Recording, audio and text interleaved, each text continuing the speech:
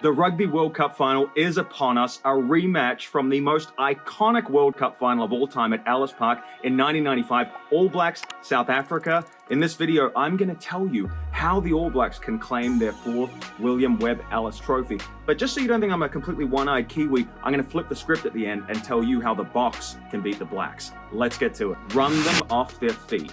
You get the feeling that if fatigue is going to be a factor for either team, it's more likely to be the South Africans that are feeling it.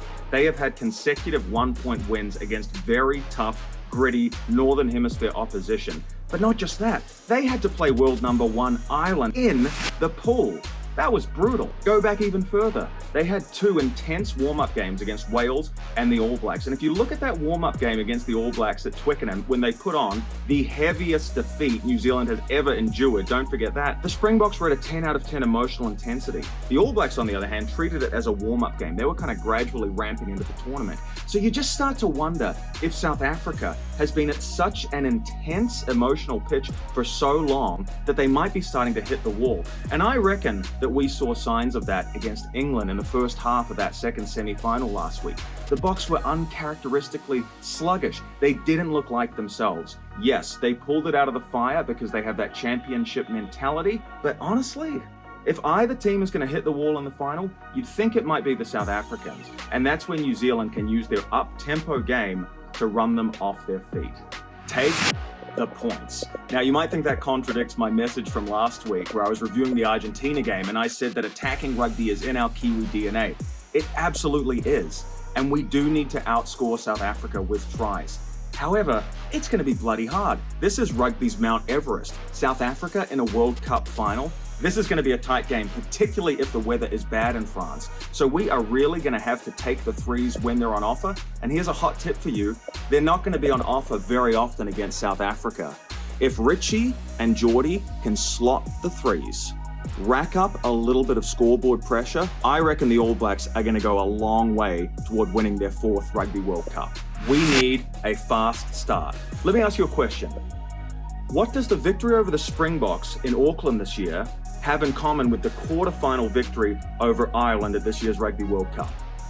We started hot both times. We caught our opponent by surprise. Now, here's the thing about South Africa, and I love these Oaks, by the way. I absolutely love the Springboks, but they are dead set the bullies of world rugby. They are like the high school bully that would beat you up, give you a nookie, take your lunch money. They will not stop doing that if you don't stand up to them. It's kind of like when you punch the bully in the nose and they're shocked and they stagger back. That's kind of what we have to do to South Africa, because I am telling you, if these guys get a roll on and build scoreboard pressure against New Zealand, they absolutely, make no mistake about it, have the ability to squeeze the life out of the All Blacks. We cannot get too far behind against these Oaks. We need to have a fast and accurate start. If we can do that in the first quarter, lay down a marker, be disciplined, be intense, and play with more speed than the South Africans, that is going to be the first step forward toward winning this game. So let's now look at this from the opposition's perspective. How can the Springboks beat the All Blacks to claim their fourth Rugby World Cup? They need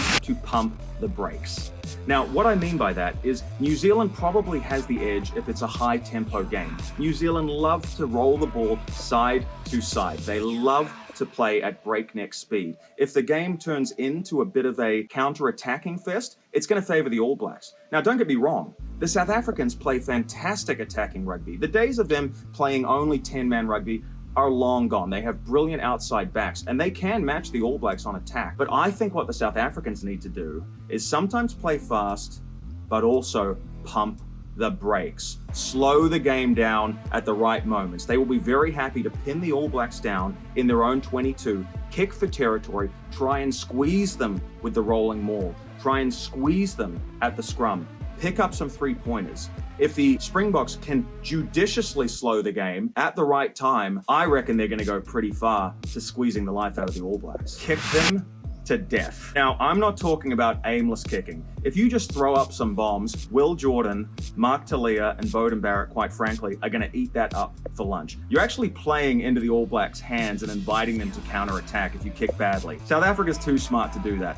I'm talking about little kicks, little chip kicks in behind, little grubbers to put the All Blacks defense in two minds. Frankly, I'm also talking about pinning the All Blacks down in their own 22.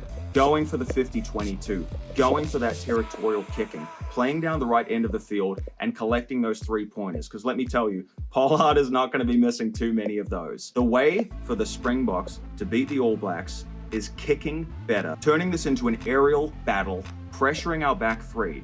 If they can outkick the All Blacks, I predict they're going to win this World Cup final. Number 3, the bomb squad. You probably figured I was going to say that. But here's the thing about the bomb squad. It's a bit of a misnomer because to me that almost implies that the South African bench is better than the starting team. And I don't really think that's what it is. I think South Africa is at their best when there is a fluent intermingling of those players, and they need to be deployed strategically. In retrospect, it was a masterstroke to bring on Pollard in the 30th minute last week because the coaches saw, hey, this game against England is a war of attrition.